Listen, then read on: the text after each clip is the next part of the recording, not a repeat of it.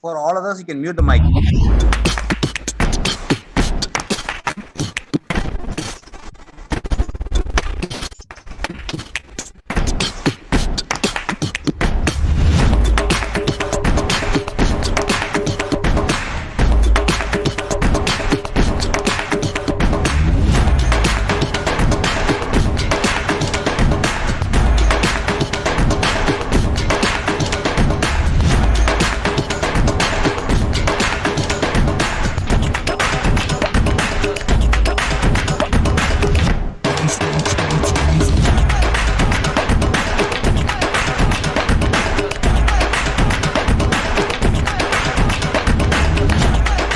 SRM Institute of Science and Technology, Engineering, Medical and Health Sciences, Management, Science and Humanities, Law, Agriculture Sciences.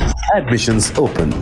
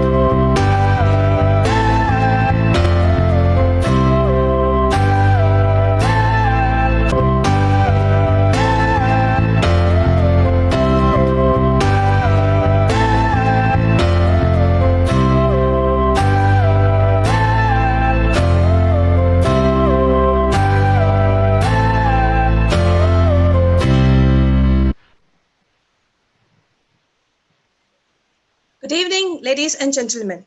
A warm welcome on day 3 of the International Talk Series. Thank you for your tremendous support extended throughout the Alumni Connect, Celebrity Talk, and the Research Talk series. I, Architect A.R. Narayani, Associate Professor, School of Architecture and Interior Design, and a proud alumna of SRM, am happy to be your host for the evening.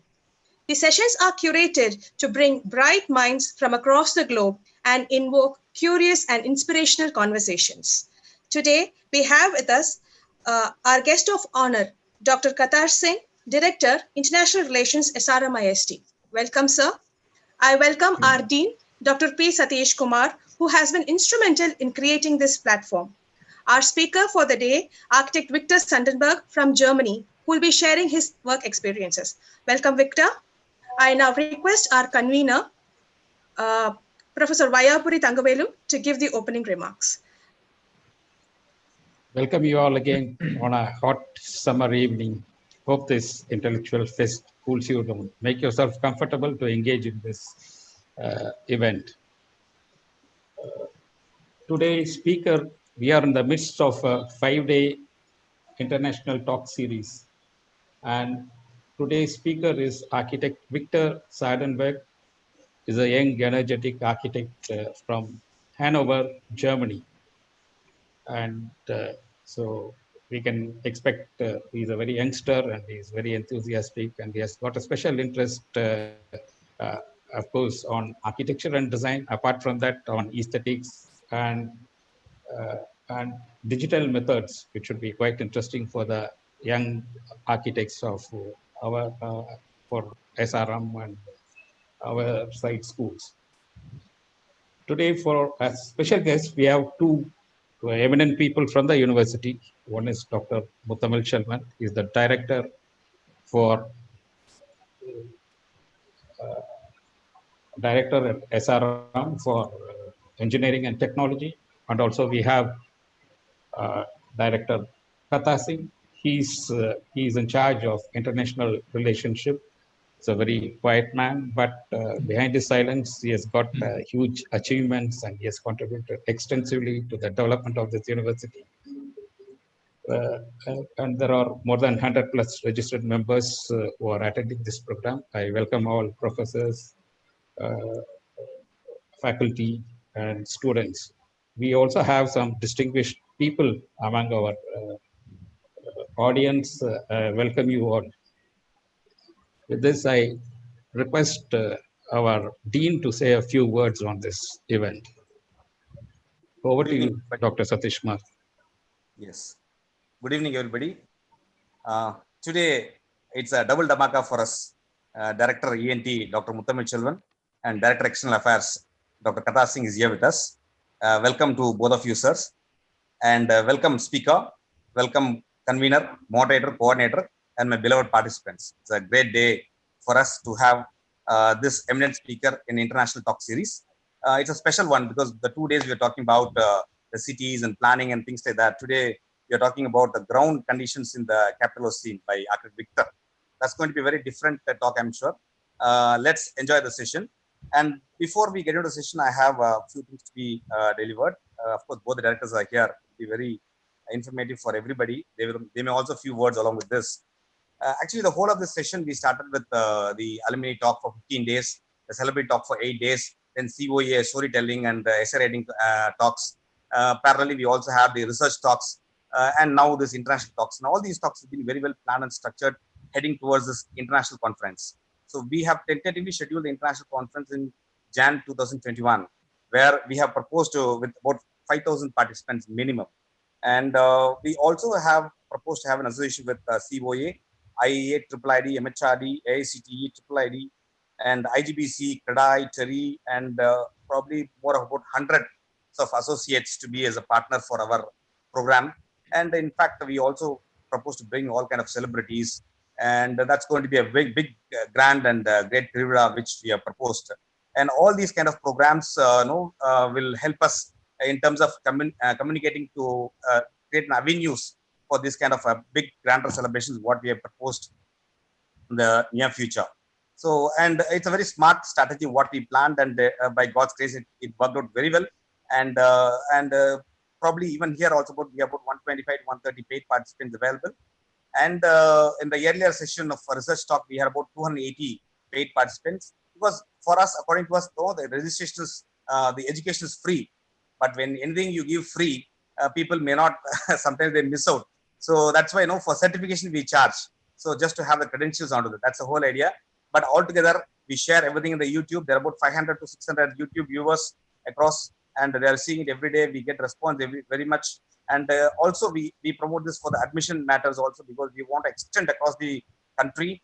And I am getting a lot of hundreds of responses every day across the country regarding the programs and the activities, the speakers. And also in research, we are expanding our networks. We almost have about 50 doctor committee members across the state into our board.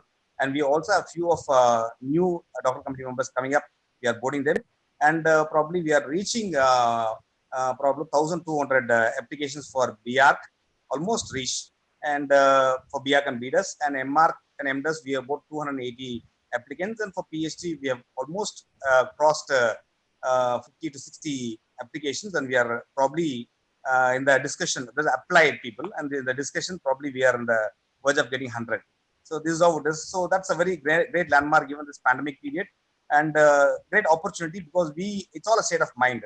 It's not a pandemic, it's not a crisis, it is an opportunity. We take everything as an opportunity, and we work. We have a very great faculty team, and we have a very great management team, and we have a very great students team, and we all work together very intensively, and it's like a family. We work together, and of course you all participants are here to witness everything.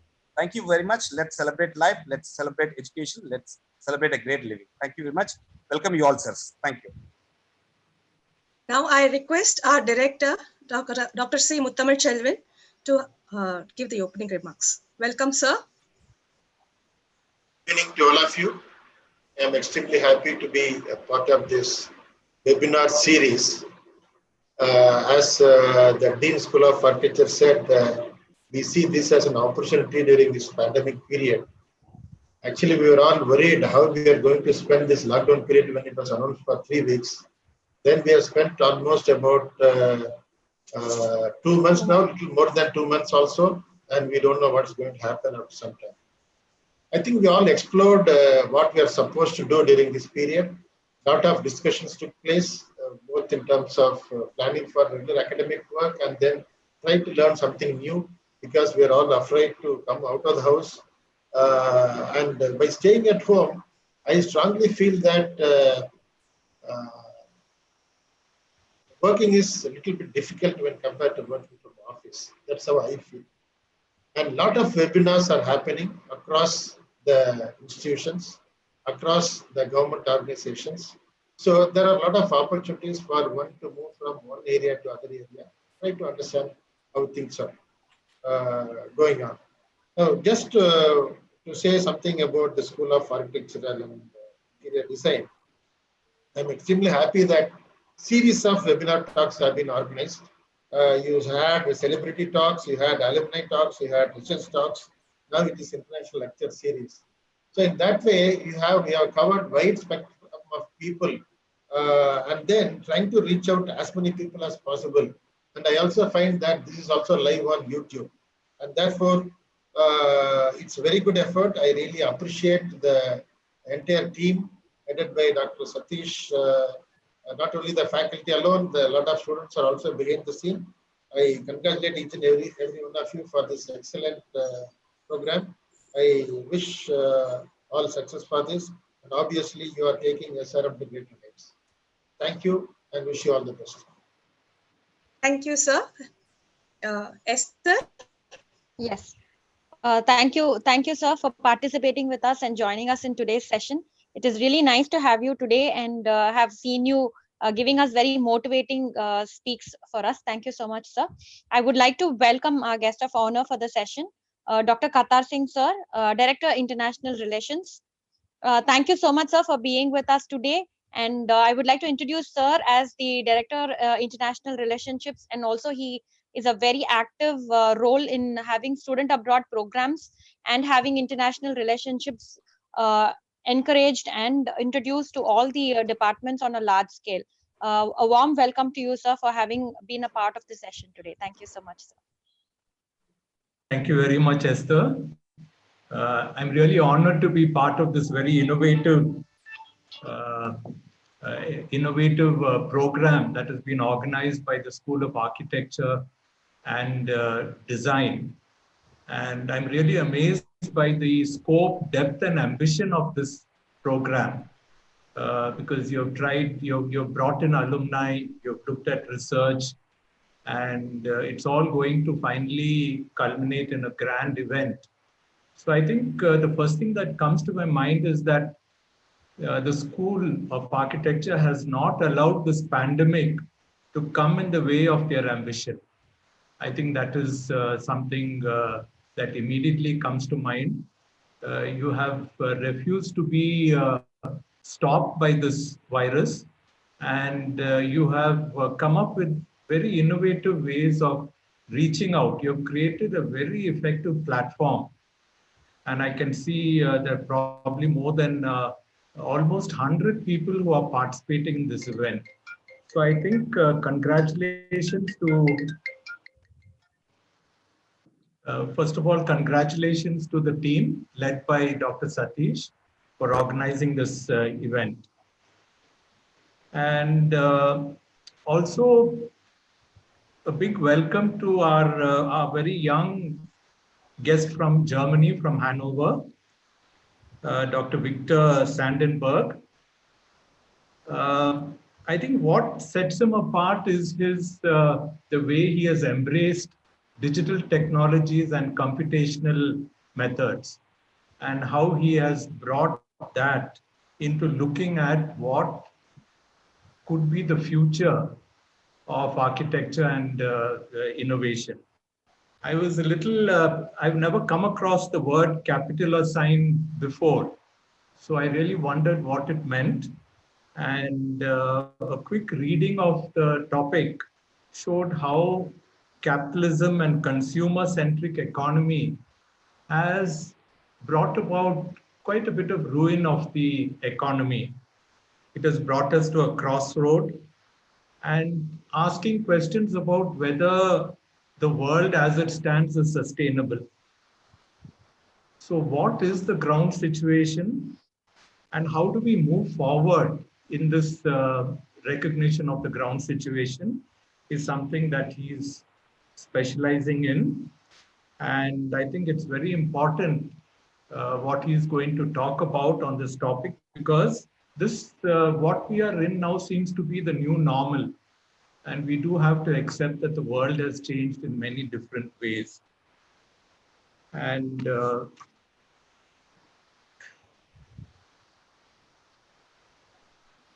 so I want to congratulate our speaker today, Victor, on two things. One, I've already mentioned, his embrace of digital and computational methods in architecture and design, and how he has applied that to contemporary thinking and finding a way forward.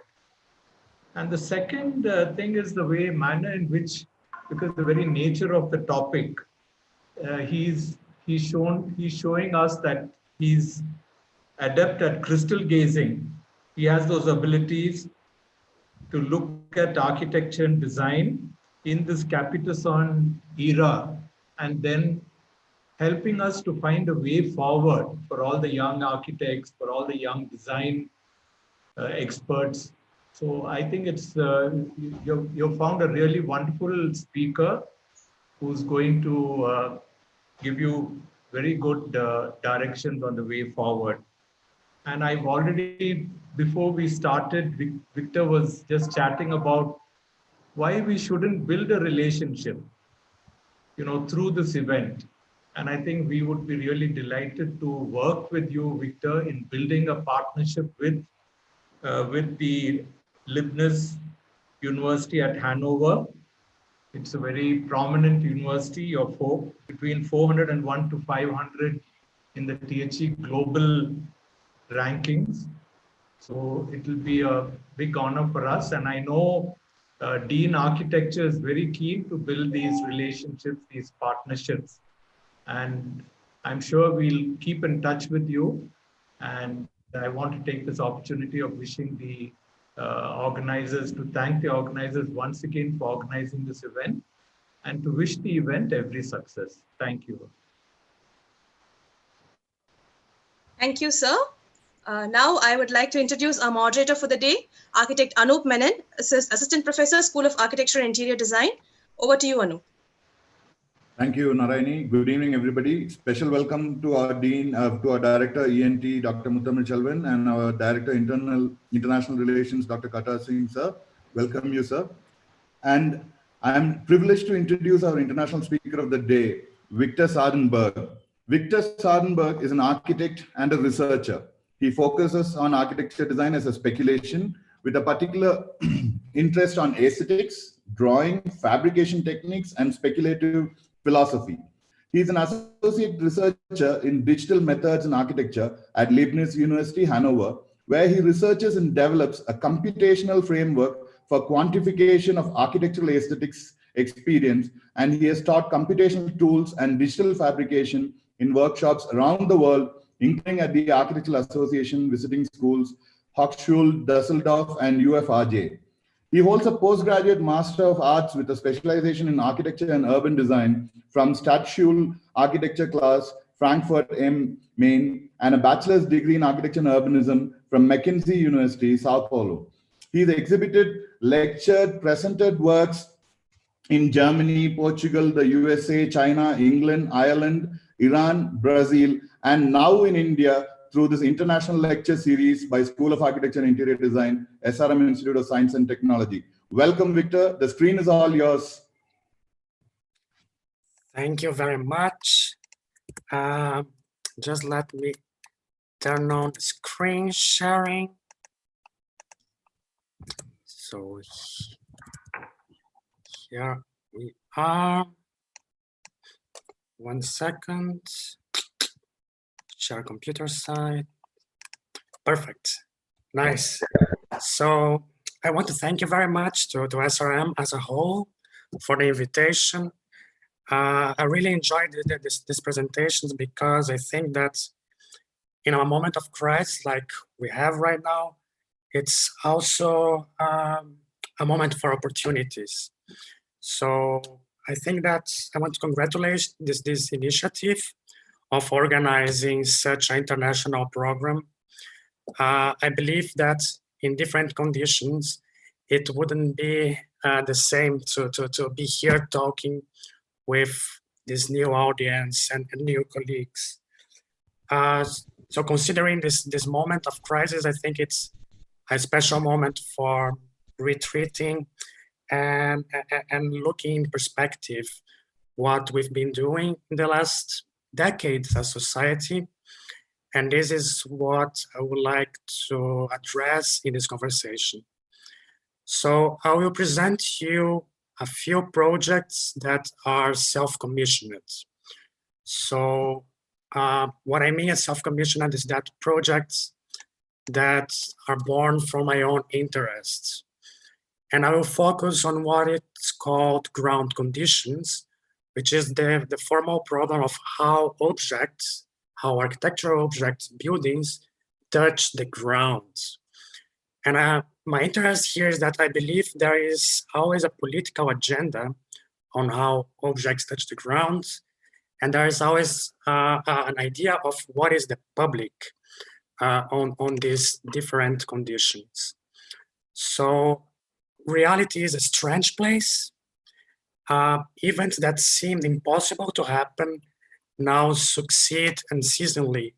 We have mass immigration, Vladimir Putin, Bolsonaro, Brexit, Donald Trump, alternative facts, artificial intelligence, bubble algorithms, global warming, the Anthropocene, pictures that looks like rendering, and coronavirus is just the latest one. So my question is that in face of these facts, architecture seems only to remediate the bad feeling of a neoliberal capitalism. And I would argue that it happens usually in a kind of naive way that Nick Zriniak and Alex Williams would call folk politics. So my interest is to ask myself how architecture can respond to these events in a scalable way instead of retreating to immediate, direct, and ineffective action. And I believe we can do it through drawings. So what I mean as drawings, don't worry, I will not only show old buildings in black and white. I will show a lot of colorful stuff.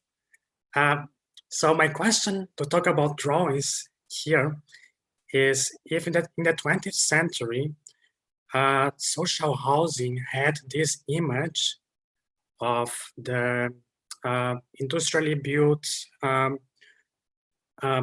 high-rise building in the periphery of the post-war European city, what would be the image of social housing in nowadays, in the time of financial capitalism. So inspired by the ideas of remixing and sampling from hip hop and techno culture, I decided to remix Corbusier floor plan, making a section of it and rebuilding it from the fragments of the original section. And then taking the section of the unité and turning it into a floor plan and populating it again with fragments of the original floor plan. So the first thing I want to bring to attention is that here, architectural drawing is not a representation of a slice of an existing building or a building that will come to physicality. So architectural drawing is not something that will be translated into concrete, glass, and steel. I would like to argue that the drawing is a product itself, and the drawing is a tool to think. So, and also, for the context of this presentation, I would defend that the drawing is a tool to produce the image of reality. So I would say that a drawing is one of the multiple medium where architecture can exist. So I don't see a hierarchy between drawing, building, 3D model, scale model, animation. I would say that all these mediums can support architecture. So if the social housing was in the suburbia of the European city, now I would say that it exists in the mega cities of unbelievable populational growth and habitational deficit. In this case here, Hong Kong. So also its inhabitant of housing nowadays is not only human, but also capital accumulation and all other sorts of inhabitants. The tower has a top, but it's never possible to see it from the ground. And now I'll go into grounds. So looking at Hong Kong, I became interested on the relation between the architectural object and the grounds. And it goes back to this kind of old-fashioned nowadays kind of drawing, but extremely powerful from my perspective, that is orthographic projection. So this is the Dürer diagram, one of the first of its kinds of orthographic projection. It was not only very strange because different from construzione legittima, different from perspective, there is no possible observer or human observer. It's a view of reality that no human can have. But what is important for me is that not only it shows the figures or the buildings, it also shows the ground itself. It's a kind of drawing that shows figures and shows grounds. So how can we talk about it? How can you use it to talk about cities? This is the cover of Collage City by Colin Rowe, and it's the plan of Wiesbaden, a city in Germany. Here you can see very clearly two different diagrams of the city. On the left, you have the pre-modern city where the figure is the public space and the ground is composed of buildings. So this is the pre-modern idea of the city.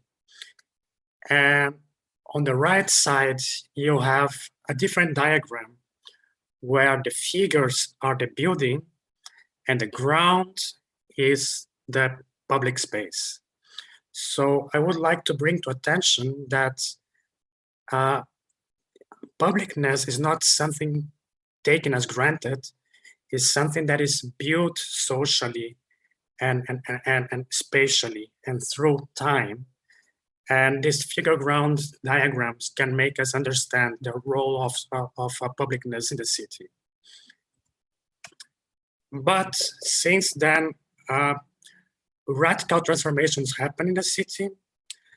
Ground that in urban design used to be understood as this continuous reference plane where conflicts are negotiated, like public against private, mass against void, used to be something continuous. But new cities like Hong Kong enhances the three-dimensional connectivity between objects to such a degree that it eliminates reference to ground altogether. So the history of urbanism across time and culture had been one of relationships of figure to ground, and Hong Kong manifests a vision of continual figure-to-figure relationship. So the city is a mass connected in three dimensions, producing the effect of urban scale interior. So it's common to see all these connections through the figures, through the buildings, and different than the European cities where the public activities happen on the grounds, it's completely different in Hong Kong. You can have like cigarette smoking in fire staircase. You can have murder in the kino. You can have protests in the food court of the shopping mall. So the social life happens inside private objects. So I decided to make a city inside of an object composed solely by figure-to-figure relations. So this is how it looks like. This is a city happening inside one single object. And for sure, in the urban scale interiority, the social activity that happens at its best is shopping.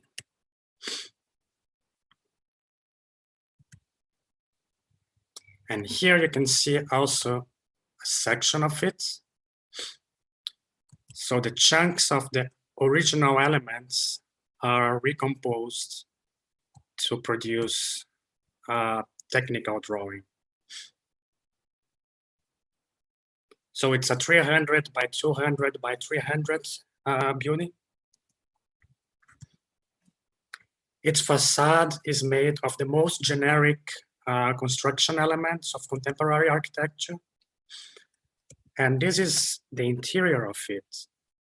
So if you pay attention, not all parts of the building are inhabitable for humans. So I would like to argue that architecture produces shelter for all kinds of objects, including humans. And it has been happening for a long time. So to exemplify, I will show you two high-rise in New York that are buildings that I love very much. So the first one, and these two high-rise, they have two different ideas of habitats.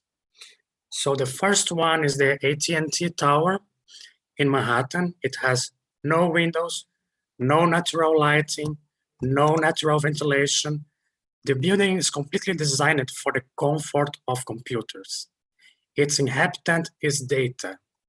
And what used to be a funny curiosity a few decades ago start to spread around the globe with buildings designed for functioning of our contemporary institutions. So what we are doing right now, it's supported by this kind of buildings. What we call the clouds is nothing else than a big damn building somewhere else that is not designed into an anthropocentric fashion, not in humanistic values. So architecture through history is seen as a humanist endeavor, but humans are just one of many inhabitants of architecture, like here in this case, data. Another tower is this Violy Tower in Manhattan also, is the highest skyrise, high-rise building, residential building in the US. It's one flat per floor, so pretty nice flat. And it was, all the units were sold before the building was finished. When the building was open and the families could move in, nobody moved in. So what they realized is that all flats were bought as investment of capital. So one way to see it is that the building is empty, but I would look from a different perspective and say that the building is inhabited by a different object that is capital. So it has been happening around the world in cities like New York and in the East, like in these ghost cities in China. And the quality criteria for this inhabitant capital is safety from economic and natural accidents. And a high rise is perfect for that. So I made a zoning of my section, optimizing for different users. So horizontal slabs are ideal for humans. Diagonal slabs are ideal for air circulation, therefore for data servers. And vertical slabs, it increases surface area, so it's perfect for human accumulation. So this is how you access the building. This is how you get inside it. This is how it's placed in an Italian village in the Alps, but it could be anywhere. It has a figure to ground condition that is, if it sits, it fits. This is how it looks like. And so I think that the importance of this image is that it produced the image of what we are proposing as society. So in this case, this is a caricature of what our political and social choices are pushing us to. So if David Roy, this North American architectural theorician, is right, and I agree with him, architecture is the discipline that by excellence produces the image of reality, today and in the future. The caricature is able to bring awareness of the future that is the result of our choices. I don't think the project here is utopic or dystopic, but realist. A caricature is never utopic or dystopic. A caricature basically looks at reality and make more evident traces of it. So until very recently, I think that until the beginning of the Corona crisis, the discourse of neoliberal capitalism was king. There was apparently no alternative to it. Anything that was trying to produce an alternative or a critic was seen as something crazy, naive, or even malicious. And I think that one way out of that is to use architecture to produce images of possible realities, of feasible realities, because the one that we have right now is proof right now unsustainable. So I would argue that the role of architecture now is to produce change through the production of images that are able to make us imagine alternatives. So it's very hard for us to imagine alternatives if we don't produce images of that. So another diagram, another figure ground diagram. Following Peter Trumer, I started to collect examples of how architecture started to pile and stack and how it lost relation with grounds. So I think in this case here, maybe it's a caricature of what I'm telling you right now, of architecture piling. And I think that this one is in an urban scale. And I think that the surrealists, so this is a Magritte painting, they are already producing this image of possible realities.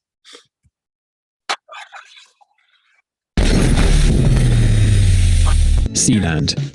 Pirate radio, kidnapping, battles. The Principality of Sealand has seen all of these things and more, despite only being a tiny micronation about 7 nautical miles off the coast from Suffolk, England. If you haven't heard of Sealand before, it's the site of one of Britain's Maunsell naval sea forts that were utilised during World War II. Of Roy Bates, broadcaster of the illegal station Radio Essex, aka Britain's Better Music Station, was caught by authorities and ultimately needed a new location for his pirate station. What better place for a pirate radio station than at sea in international waters? Using his military training, he was a major in the British Army during the war. He managed to evict the squatters before becoming one himself. Along with his 15-year-old son, he declared his oceanic fort an independent sovereignty and renamed it Sealand. With the court's 1968 ruling, by 1975, Bates was doing his best to prove that he was serious about Sealand being a country. At the encouragement of his wife, Joan, he wrote a constitution, designed a flag, wrote a national anthem, invented a unit of currency, and even had postage stamps made up. In the following years, he would also add passports to that list, which, to this day, you can purchase. During this time, he was approached by a myriad of individuals and organizations wishing to use Sealand's location for their own gain. Bates turned them all away. Bothered to try and utilize the country again until the Falklands War in 1982. Some Argentinians asked Bates to sell Sealand to them due to its proximity to England. He respectfully declined. In 2008, representatives of Sealand won the World Egg Throwing Championship. Sealand participates in various sporting events, often with athletes from various nations volunteering to represent the nation. In 2007, the popular torrent... We don't have too much time, but you can watch it completely on YouTube later. So in this other idea of urbanization, the interior is a seamless collage of some of the most famous buildings of the 20th century, like AG Factory, Bauhaus in the South, Villa Savoye, HSBC in Hong Kong, Johnson's Factory. And the idea is that it can work as a new kind of urbanization. The perfect client would be China. Ocean occupies most of the area of our surface, of our planet's surface.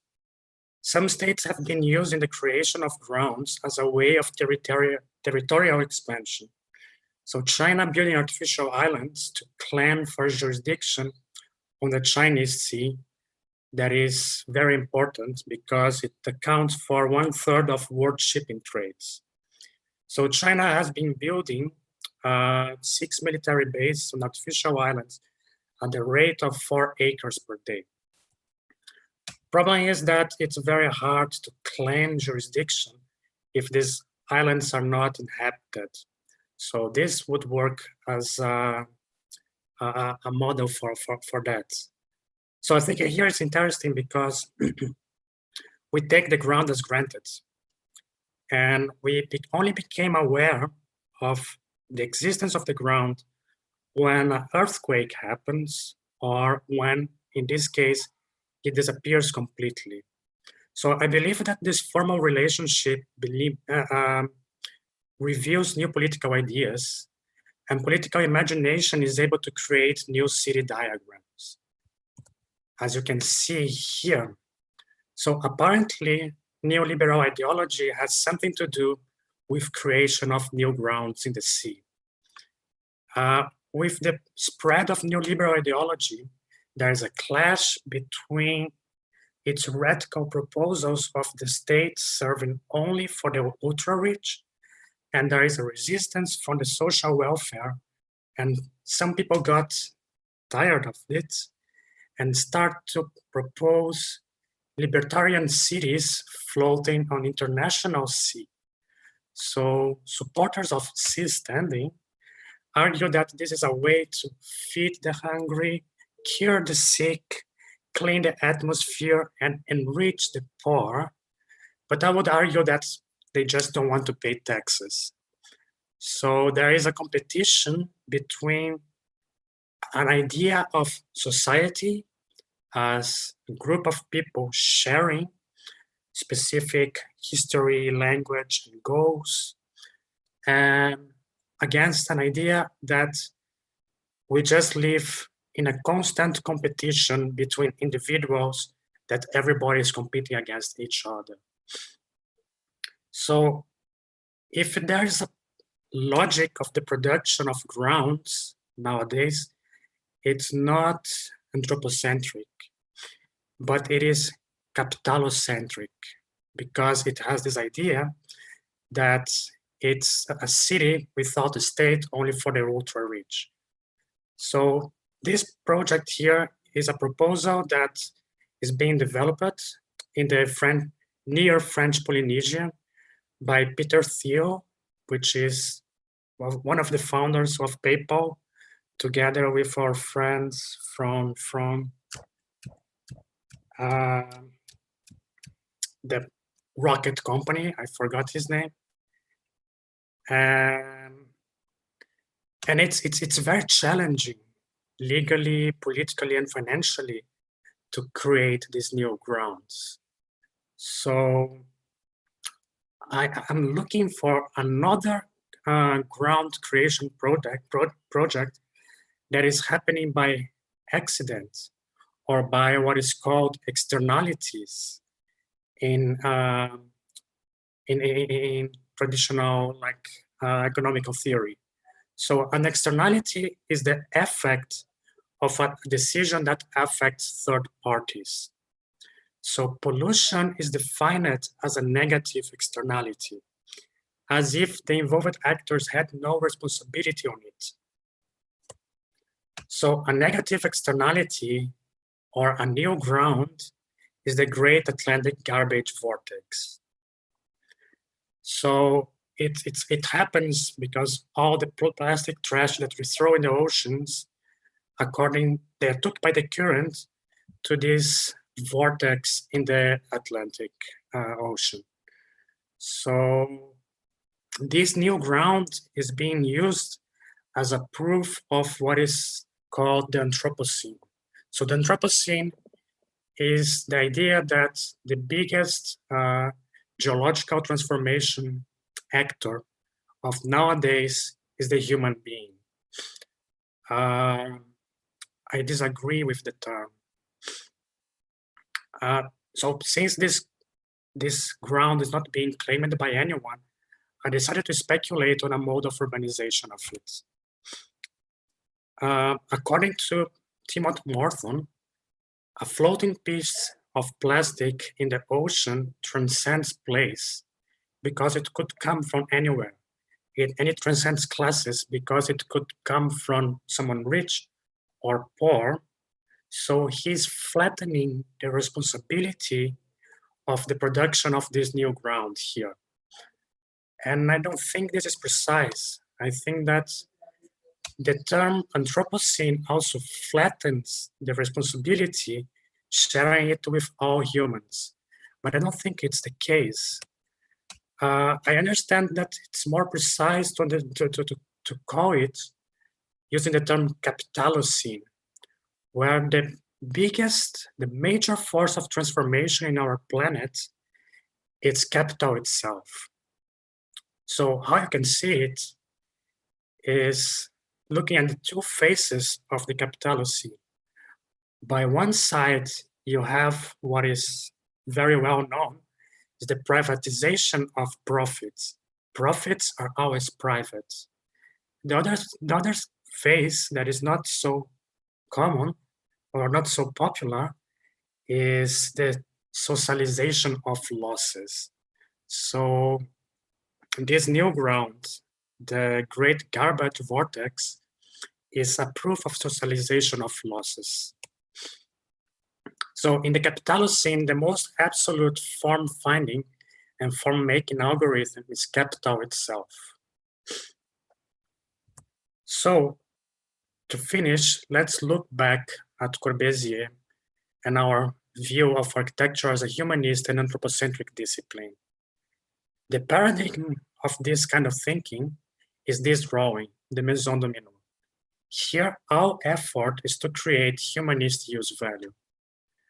But I would argue that capitalism evolved in such a manner that use value, which is the value of how can I use something. So for example, this pen has the use value of writing against the exchange value. That is how much someone would pay for this pen. So I would argue that we are in a moment that humanist use value became unrelated to market exchange value. So architecture, as we saw, became a vessel for safe investment.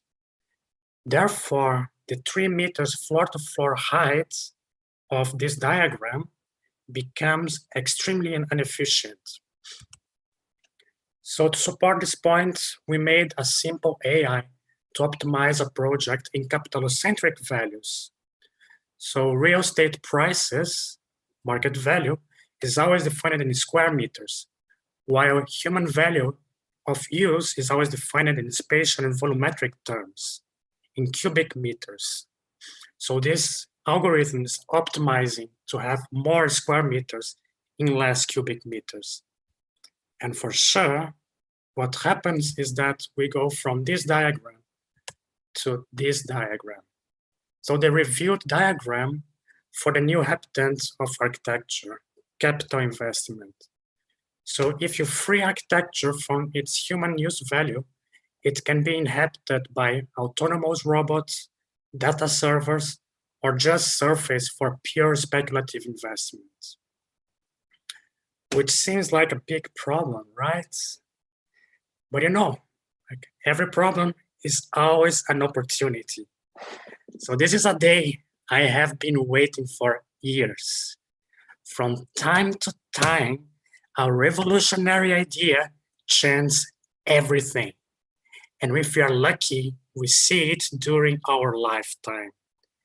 This idea will not only change the way we design, it will change the way we live. So we created a startup, this lab stack. We optimize your real estate for peak value. We utilize architectural intelligence, artificial intelligence to maximize your return on investment. Don't waste cubic meters with emptiness for humans when you can generate more profit with a stack of slabs. It's smart, it's precise, and it's safe for capital. It works like magic. Here is a sample section with an optimal area to volume ratio, and we patent it. Here is the first implementation of it in Monaco, the most expensive square meter in the planet. Here it is in Manhattan. Why making millions if you can make billions?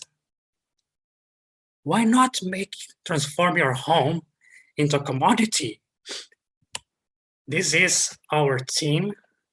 We are a startup company which goal is to develop optimization algorithms to improve the efficiency of capital accumulation in the contemporary city. Isn't that great? Get in touch, become our partner. Thank you. Thank you, Victor. That was it was a mesmerizing presentation. I would not know where to call it, whether utopian or dystopian, but still it was it has taken me through the planes of architecture, I would say. Before we could get ahead, I have one question straight away to ask you from one of the audiences. So one of the audience, Mr. Krishna, has asked this question. Victor, your opinion on Elon Musk's idea of colonizing Mars in the future? Okay. Yeah, good one. Just Victor, just one moment. Can we request you to have your screen share down so we could see you? Oh, sure. Yeah, thank you so much. Back to Mars. Okay, so I have a few problems with Elon Musk. Not as a person, I don't know him. I have some problems with his discourse. The first problem is the word colonization. I don't think that we should colonize Mars. Like if you look through the history of humanity, colonization was never a good project, at least for the colonized. Like I live in Germany, but I come from Brazil. So I know what is to see it from the perspective of a colonized nation. Okay, so from the other thing is that it makes me suspect that this kind of dream of colonizing Mars is kind of a discourse of giving up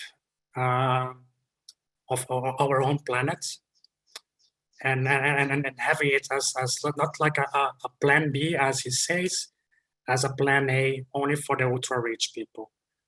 Like, I think it's not a good program, especially because it's an insane effort to terraform Mars. And we live in an amazing planet yet, and we should put all our efforts on maintaining this planet instead of colonizing somewhere else. So I don't think that we should give up of what we have now. Brilliantly said, Victor. Thank you for those wonderful words. We do have some guests on board now. Can I call upon Hui Chan to have a few words? By the way, Wei Chan is a colleague in the Slabstack project. All right. Yeah, I saw his name in the last slides. He's your partner in Slabstack. Hui? He's my prime partner. Yeah, one of them, yes. Yeah. I'm trying to get him on. Yeah, he's in. Hi, Hui. He is in. Please unmute yourself. Welcome. You're muted. Yeah. Good to go. Sorry, Hui, we can't hear you.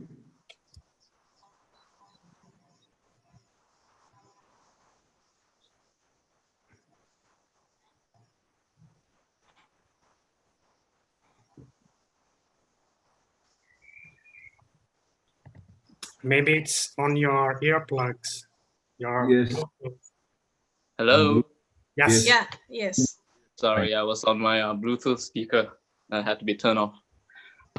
Yeah, so I wasn't expecting to speak, but I guess, yeah, it's a good moment to give like a quick feedback. Just want to reiterate, like, I appreciate sort of Victor's projects in positioning architecture as not just a building practice, as we understand, as something that is typically understood as a craft of making buildings. Like, I think what Victor has shown with his sort of projects is that there are very important ideas that are captured in the activities prior to making the building, in the act of drawings, in the act of rendering, and certain assumptions that are sort of inhabiting in those mediums can sometimes be as powerful or even more powerful than a building itself, especially when propagated through media and so on. So that's my first sort of reflection. Yeah, to sort of bridge this gap between, you know, what we understand architecture as a building practice and also an image. Thank you, Hui. Thank you for your wonderful words. Now, may I have Isabella to share your thoughts as well? Hi, Isabella. Hi, guys. Can you hear me? Yes, yes, yes. We can hear you. Okay, so I really like this lecture because it shows architecture in another perspective that at least we are used to, that is construction. And I think it's pretty valid for the time we're living now to discuss architecture as drawings, as the image of the real, and to do renderings that seems like pictures. And I think what Victor does is amazing. It really inspires me. And I think it's a great contribution. Thank you, Isabella. Now we have our very own alumni Vamsi here. Vamsi, hi, welcome back. You are the reason we have Victor today with a mesmerizing session. Thank you for this, Vamsi. Over to you. Yeah. So thank you, Victor, Chan, and Isabella. It's really nice to see you all here as well. And yeah, what I would like to say is it's pretty much in simple terms to put what was earlier presented. I think, yeah, it is sort of an antithesis. I'm trying to really simplify and break it down because, yeah, I hope most of the audience got the gist of it. It's like an antithesis of how the capitalism is striving and driving the economy right now. And it clearly reflects the ideas and how things have emerged in the recent years. And it is also a sort of a moment for a developing nation like ours, India, to rethink, speculate, and evaluate the direction that we all strive forward as architects and designers. Because right now in India, the buzzword startup is such a huge thing, and especially states like, cities like Bangalore, because where every idea or every topic that we try to discuss about is commoditized and incentivized, and you just try to turn it into a capital making model. So yeah, we have literally apps for every little thing that we talk about. So yeah, this is kind of the paradigm that Victor beautifully addresses upon, and I think it was a fantastic lecture. Thank you, Victor, and thank you, SRM University, for organizing this amazing program. Thank you, Vamsi and Victor. Yes, I'm pretty sure I'm going to download this session and watch it over and over again, to drive it down into my head.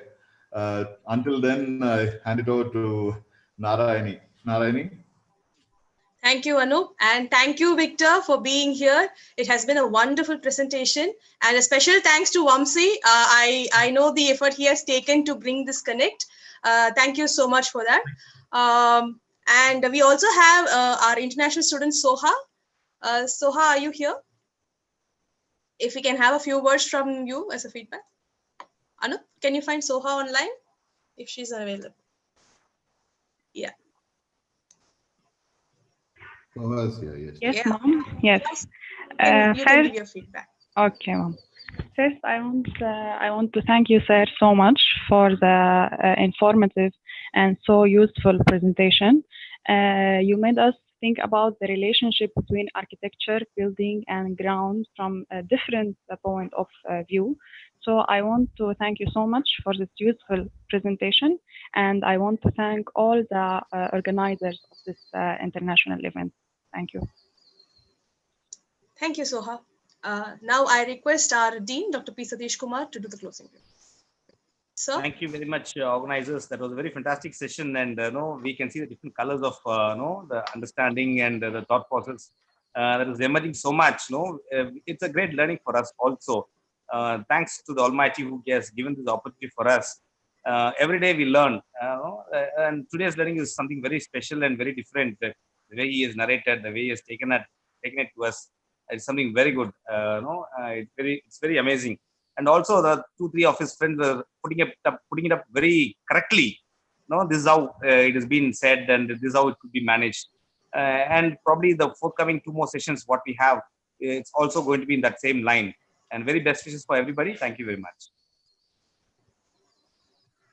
Thank you all for joining us, and thank you for the wonderful session. Hope we meet tomorrow, same time, 5:30, for another interesting session on the International Talk Series. Until then, good night. Thank you, Victor. See you around soon. Thank you, Vance. Thank you. Thank you. Thank you so much. Have a nice day, Victor. Thank you. Have a nice day. Thank you all. Thank you, participants.